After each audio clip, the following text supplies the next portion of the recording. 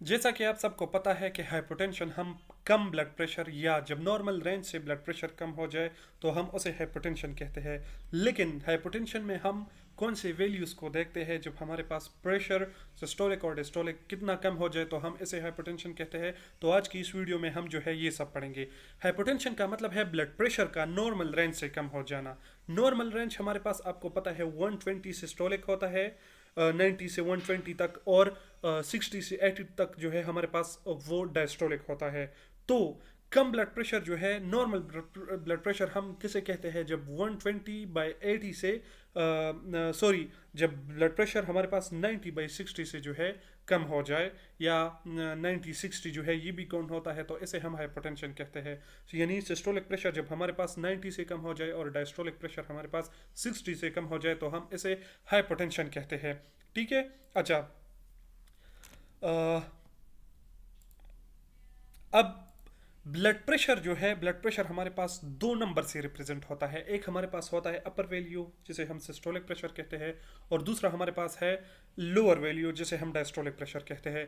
जब heart pump करता है तब प्रेशर आर्टरी से सबसे ज़्यादा होता है, आर्टरीज में सबसे ज़्यादा होता है। मतलब जब हार्ट कंट्रैक्ट होता है तो इस वक्त प्रेशर इंक्रीज होता है। जब प्रेशर इंक्रीज होता है तो हम इस टाइम को, यानी इसको जो है हम सिस्टोलिक प्रेशर, आर्टरी में इस वक्त जब जो प्रेशर होता है इसे हम सिस्टोलिक प्रेशर कहते हैं। ठीक है। अच्छा, और डिस्टोलिक प्रेशर जो है जब हार्ट रिलैक्स होता है तब आर्टरी में जो प्रेशर होता है उसे हम क्या कहते हैं? डायस्टोलिक प्रेशर कहते हैं।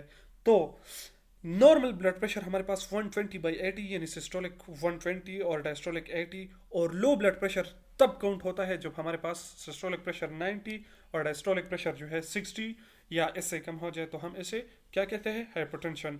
सही है। अब हाइपोटेंशन के टाइप्स कौन से हैं? तो हमारे पास हाइपोटेंशन के जो है मुख्तलिफ टाइप्स है, तकरीबन 3-4 टाइप्स है हमारे पास हाइपोटेंशन के, जो मोस्ट कॉमन है। फर्स्ट ऑफ ऑल जो आता है वो हमारे पास अर्थोस्टैटिक हाइपोटेंशन है। इसे हम पोस्चरल हाइपोटेंशन भी कहते हैं। जब सिटिंग या लाइंग पोजीशन से सडनली कोई स्टैंड हो जाए और ब्लड प्रेशर कम हो जाए, ड्रॉप हो जाए, तो इसे हम क्या कहते हैं? अर्थोस्टैटिक हाइपोटेंशन कहते हैं। सही है। इसका क्या रीज़न है? ब्लड ग्रेविटी की वजह से जो है लेग्स में जमा होती है और ब्रेन तक प्रॉपर ब्लड सप्लाई नहीं पहुंचती, तो इस वजह से dizziness, blur vision, weakness, fainting, ये सब सिम्टम्स जो है ये अपेयर होते हैं, और बंदा जो है या बैठ जाता है या फॉल करता है, और इसे हम फिर जो है अर्थोस्टैटिक हाइपोटेंशन की कैटेगरीज में डालते हैं। ये मोस्टली एल्डरली पीपल यानी जो एजड पीपल होते हैं उसमें, डिहाइड्रेशन, जो बहुत ज़्यादा डिहाइड्रेट होता है, डायबिटीज़ के पेशेंट में, और पार्किंसन की डिजीज़ के जितने भी पेशेंट होते हैं उसमें मोस्ट कॉमन होते हैं। अगर हम बात की जाए सेकेंड टाइप की, तो इसे हम न्यूरली मीडिएटेड हाइपरटेंशन कहते हैं। इसी इसकी काज क्या है? Standing for a long time या इमोशनल स्ट्रेस की वजह से जब नर्वस सिस्टम गलत सिग्नल भेजता है और बीपी जो है कम हो जाता है, तो इसे हम न्यूरली मीडिएटेड हाइपरटेंशन कहते हैं। सही है। ब्रेन और हार्ट के बीच में मिसकम्युनिकेशन हो जाती है जो ब्लड प्रेशर सडन लो कर देता है। सही है। इसकी जो सिम्टम है ये हमारे पास डिजीनेस है, नोजिया है, स्वेटिंग है, और फैंटिंग है। इस डिजीनेस जो है सर चकराना, नोजिया जो है गैस्ट्रिक अपसेट की वजह से नोजिया होता है हमारे पास, स्वेटिंग में पसीने आ जाते हैं, और फैंटिंग बंदा बेहोश हो जाता है और वो जो है फॉल करता है। ये यंग एडल्ट में कॉमन होता है। चिल्ड्रन में स्ट्रेस प्रोन इंडिविजुअल, यानी आपने देखा होगा फॉर एग्जांपल अगर कोई बंदा जो है वो शॉकिंग न्यूज़ सुनता है तो वो फॉल कर जाता है, तो ये उसके लिए एक स्ट्रेस होता है। तो जो लोग स्ट्रेस प्रोन होते हैं, यानी स्ट्रेस जो है उसको प्रोन होते हैं, तो वो लोग जो है उसमें ये कॉमन होता है। ठीक है। अच्छा, पोस्ट प्रेनेडियल हाइपरटेंशन। अब तो आप लोग सोच रहे होंगे कि जो बंदा खाना खाता है उसकी ब्लड प्रेशर तो चाहिए कि उसका ब्लड प्रेशर बढ़ जाए, लेकिन इधर इस बिल्कुल भी इस तरह नहीं है। पोस्ट प्रेनेडियल हाइपरटेंशन में खाना खाने के बाद ब्लड प्रेशर ड्रॉप हो जाता है, क्योंकि डाइजेशन के लिए सारा ब्लड सप्लाई इंटेस्टाइन में जमा हो जाता है, उधर पे फ्लो करता है, और ब्रेन और हार्ट में ब्लड सप्लाई जो है वो कम हो जाती है, तो इसे हम पोस्ट प्रेनेडियल हाइपरटेंशन कहते हैं। इसके सिम्टम्स में हमारे पास जो है लाइट हेडेडनेस आता है, फैंटिंग यानी बेहोशी, वीकनेस, कमजोरी। ठीक है। Common in older adult and Parkinson disease.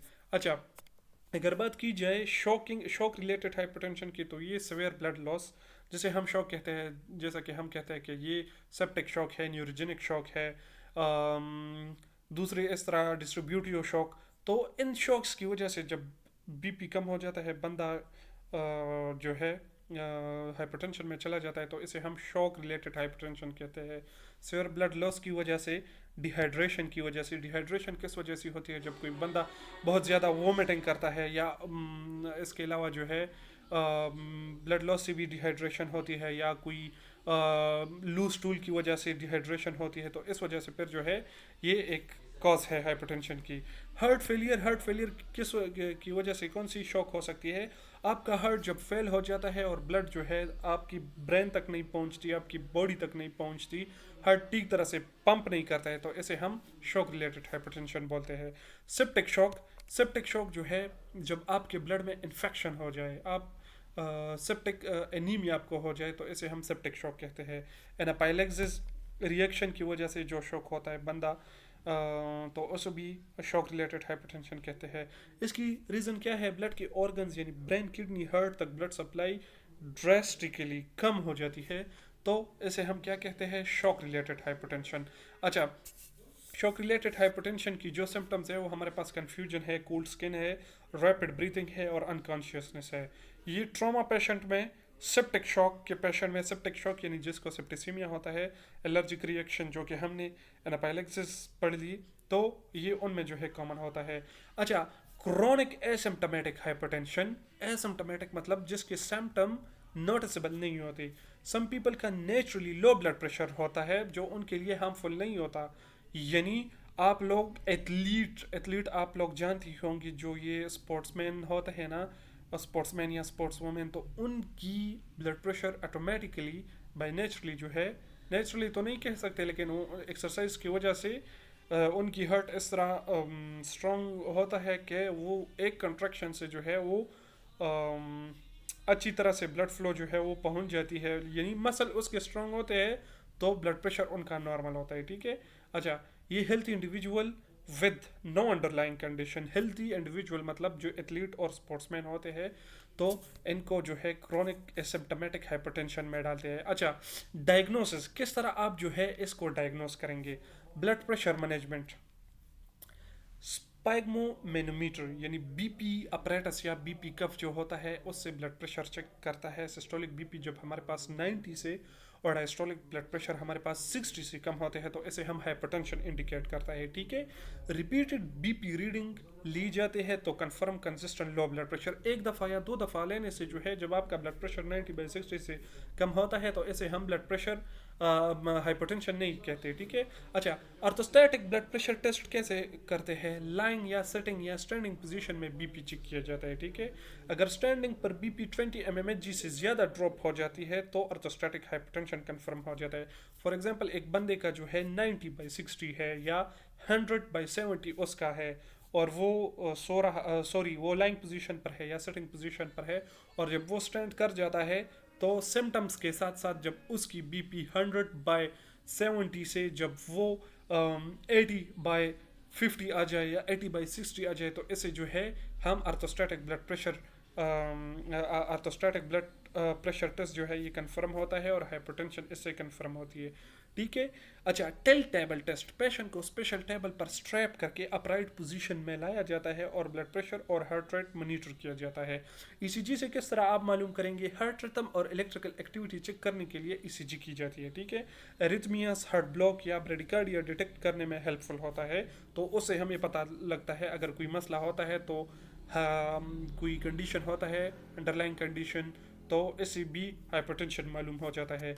Echocardiogram, heart structure और फंक्शन का डिटेल एनालिसिस। जिस तरह हम बाकी ऑर्गन का अल्ट्रासाउंड करते हैं ना, तो इस तरह हार्ट के लिए भी एक अल्ट्रासाउंड होता है जिसे हम इकोकार्डियोग्राम या इको कहते हैं।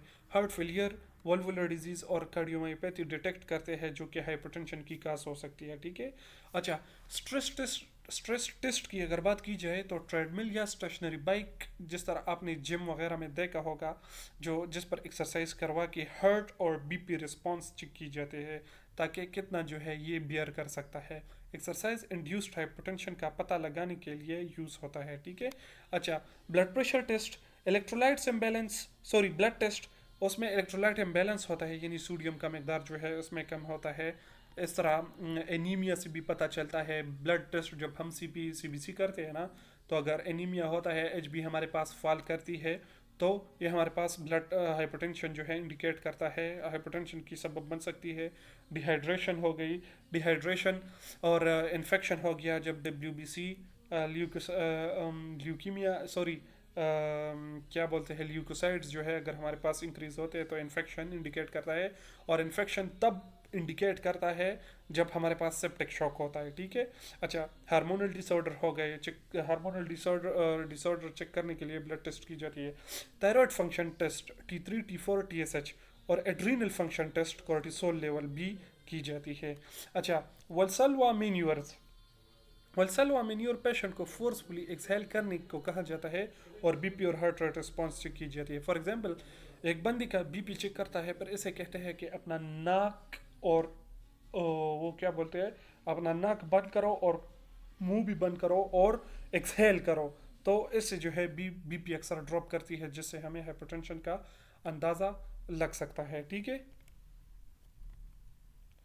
अच्छा, ट्रीटमेंट इसकी क्या है? हाइपरटेंशन, अगर कोई पेशेंट हाइपरटेंशन में है तो इसकी ट्रीटमेंट क्या होती है? मेडिकेशन में फर्स्ट ऑफ ऑल जो होता है वो हमारे पास फ्लूइड्स एंड इलेक्ट्रोलाइट, ये हमारे पास फर्स्ट लाइन ट्रीटमेंट है। इसको सबसे पहले डॉक्टर के प्रेस्क्रिप्शन से पहले आपको इतना पता होना चाहिए कि इसके लिए कौन से फ्लूइड्स जो है या इलेक्ट्रोलाइट्स जो है वो ज़रूरी है। अच्छा, आईवी फ्लूइड हाइपोलीमिया के लिए जो है उसमें इंडिकेट है। फ्लूइड लॉस की वजह से जब हाइपरटेंशन हो जाती है तो फ्लूइड सबसे पहले लगाई दी जाती है। फॉर एग्जांपल, नॉर्मल सलाइन हो गया जो हमारे पास 0.9% है, और रिंगर लेक्टेट हो गया, ठीक है। अच्छा, मैकेनिज्म, ब्लड वॉल्यूम बढ़कर बीपी रिस्टोर करता है। इसका ये हाइपोलीमिया से क्या होता है, हाइपोलीमिया से आपकी वेसल्स में जो है ये फ्लूइड्स जाती है, ये हमारे पास ब्लड के साथ मिक्स हो के ब्लड वॉल्यूम बढ़ाती है, जिसकी वजह से ब्लड प्रेशर नॉर्मल में आ जाता है। कोलोइड्स, ये दूसरे किस्म के फ्लूइड्स होते हैं जो हमारे पास एल्ब्यूमिन, डिक्स्ट्रॉन या हेटास्टार्च में आते हैं। एल्ब्यूमिन फॉर एग्जांपल, अगर किसी की बंदे में एडिमा होना, एडिमा की जब एल्ब्यूमिन हमारे पास प्लाज्मा प्रोटीन, एक किस्म की प्लाज्मा प्रोटीन है जो हमारे पास ऑन्कोटिक प्रेशर जो है वो मेंटेन करता है, सही है। ऑन्कोटिक प्रेशर इसलिए मेंटेन करता है कि सेल्स के फ्लूइड को सेल्स में जो अंदर फ्लूइड होते हैं ना वो बाहर नहीं आते, और जो इंटरस्टिशियल फ्लूइड है वो अंदर नहीं जाते। तो एक किस्म का वेसल्स में जो है एक किस्म का मेंटेनेंस होता है। तो एल्ब्यूमिन जब हमारे पास कम हो जाते हैं तो बाहर के जो सेल्स के अंदर के जो फ्लूइड्स होते हैं वो बाहर आ जाता है इंटरस्टिशियल टिश्यू में। तो तब हम एल्ब्यूमिन, जिसकी वजह से हाइपरटेंशन कम हो जाती है, इफेक्ट पड़ता है, तब एल्ब्यूमिन, डेक्स्ट्रॉन या हेटास्टाट जो है वो देते हैं सिवियर हाइपोलीमिया में या शॉक केसेस में। प्लाज्मा वॉल्यूम को रैपिडली एक्सटेंड करता है, ठीक है, प्लाज्मा वॉल्यूम को बढ़ाता है, तब हमारे पास ब्लड प्रेशर नॉर्मल में आ जाती है। अगर इलेक्ट्रोलाइट रिप्लेसमेंट की बात की जाए तो हमारे पास सोडियम, पोटाशियम, कैल्शियम और ग्लूकोज, क्या, sodium, potassium, calcium, glucose use अगर हाइपोटेंशन, इलेक्ट्रोलाइट इम्बैलेंस या डिहाइड्रेशन की वजह से हो रहा हो तो, सही है। फॉर एग्जांपल, आपका सोडियम जो है कम हो जाता है, कैल्शियम वगैरह में चेंजेस आ जाती है, तो इसकी वजह से अगर हाइपरटेंशन कम होता है तब हम इलेक्ट्रोलाइट रिप्लेसमेंट करते हैं, ठीक है। अच्छा, ओरल आईवी सोडियम हाइपोनेट्रीमिया में, पोटाशियम हाइपोकलीमिया में देते हैं, और ग्लूकोज जो है हमारे पास हाइपोग्लाइसीमिया में देते हैं, सही है। नॉरएपिनेफ्रिन, अब ये मेडिकेशन स्टार्ट हो गए। नॉरएपिनेफ्रिन सेप्टिक शॉक में देते हैं, कार्डियोजेनिक शॉक में, और सिवियर हाइपोटेंशन में हम नॉरएपिनेफ्रिन। आईसीयू में जितनी भी पेशेंट होती है जिसका भी बीपी कम हो जाता है तो सबसे पहले फर्स्ट लाइन जो होता है वो हमारे पास फर्स्ट लाइन ऑफ मेडिसिन वो नॉरएपिनेफ्रिन। नॉरएपिनेफ्रिन 0.2 से लेकर 0.51 तक, 2 तक जो है m l, sorry m g per hour होता है कि, सॉरी अभी मैं गलत हो रहा हूँ, इस तरह जो है रेट पर लगा देते हैं, ठीक है। अच्छा, m g, sorry m g per hour. अच्छा, मैकेनिज्म, ब्लड वेसल को ये क्या करता है, ये वेसल कंस्ट्रक्शन करते हैं जिससे बीपी हमारे पास बढ़ती है। डोपामीन, डोपामीन भी हाइपरटेंशन के साथ साथ ब्रेडिकार्ड या लो हार्ट रेट केसेस में जो है वो इंडिकेट है। लो डोज पे हार्ट रेट बढ़ाता है और हाई डोज पे जो है वेसल कंस्ट्रक्शन करता है। तो इससे दोनों काम हो जाते हैं। जब ये हार्ट रेट बढ़ाता है और साथ में वेसल कंस्ट्रक्शन करता है तो क्या होता है, हमारे पास बीपी इंक्रीज हो जाती है, ठीक है। अच्छा, एपिनेफ्रीन एड्रेनलिन हो गया। एनाफाइलेक्टिक शॉक में, सिवियर एलर्जिक रिएक्शन में या कार्डियक अरेस्ट में हम डायरेक्ट एपिनेफ्रीन या एड्रेनलिन डायरेक्ट इंट्राकार्डियल भी देते हैं, आईवी भी देते हैं, जिसकी वजह से हार्ट रेट और बीपी दोनों बढ़ती है। फिनाइलेफ्रीन माइल्ड टू मॉडरेट हाइपरटेंशन जो कि एनेस्थीसिया की वजह से होती है, इसमें हम फिनाइलेफ्रीन एडमिनिस्टर करते हैं।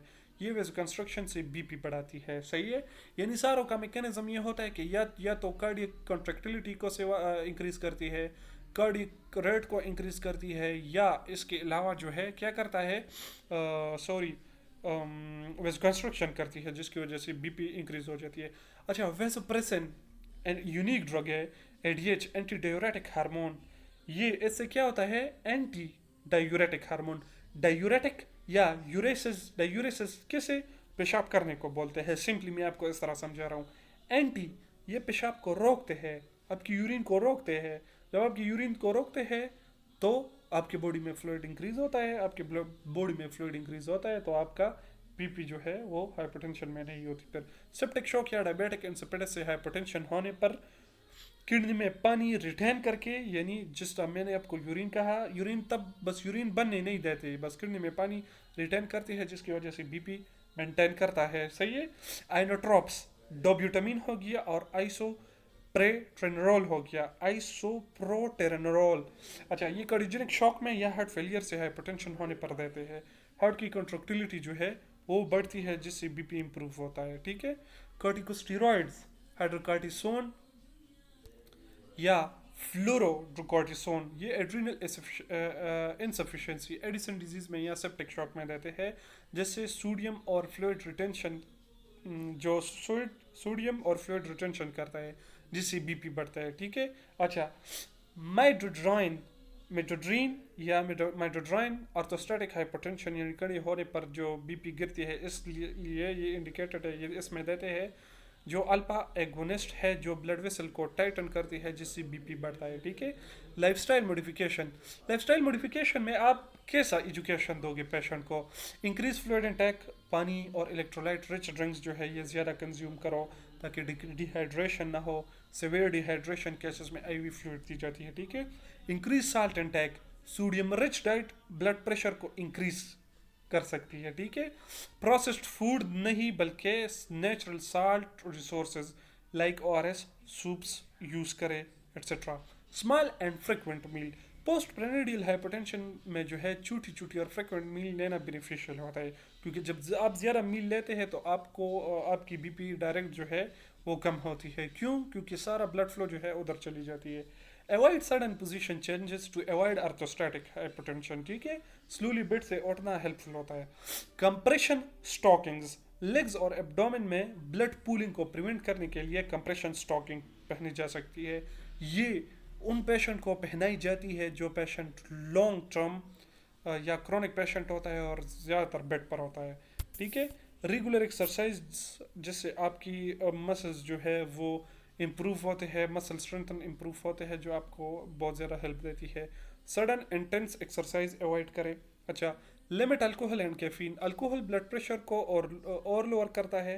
कैफीन शॉर्ट टर्म बीपी बढ़ाता है, लेकिन लॉन्ग टर्म में जो है आपको ऑटोनॉमिक फंक्शन इफेक्ट कर सकती है, ठीक है।